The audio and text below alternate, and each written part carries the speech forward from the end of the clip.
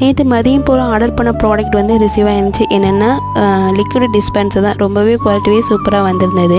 1 spoon liquid 2 glass water add பண்ணி வெசல்ஸ்லாம் clean பண்ணி முடிச்சிருந்தேன். நேற்று செவ்வாய்க்கிழமைனால முருகனுக்கு வெற்றிலை தீபம் போடலான்னு எல்லா வேலையும் பண்ண ஸ்டார்ட் பண்ணிவிட்டு ஐயன் முருகனுக்கு 6 அபிஷேகம் பண்ணிவிட்டு நெய்வேத்தியத்துக்காக தினிமாவில் கொலக்கட்டை ரெடி பண்ணி கரெக்டாக கோரை நேரத்தில் வெற்றிலை தீபம் போட்டு மனைதவ சாமி கும்பிட்டு முடிச்சிருந்தேன்.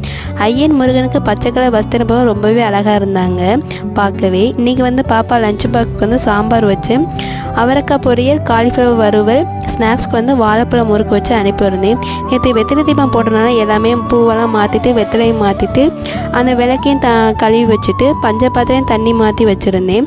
பஞ்சபாத்திரம் வெறும் தண்ணியை வைக்காமல் இதெல்லாம் கலந்து வைங்க. பச்சை கற்பூரம், ஏலக்காய், கிராம்பு, துளசி தண்ணி வச்சு வைங்க. ரொம்பவே பூஜை ரொம்ப மனமாக இருக்கும், ரொம்ப பாசிட்டிவிட்டியாக இருக்கும். எனக்கு இன்றைக்கி உள்ள டே வந்து ரொம்ப பாசிட்டிவிட்டியாக ஆரம்பிச்சிருக்கு. நெக்ஸ்ட் வீடியோவில் பார்க்கலாம். அது வரைக்கும் பாய். தேங்க்ஸ் ஃபார் வாட்சிங்.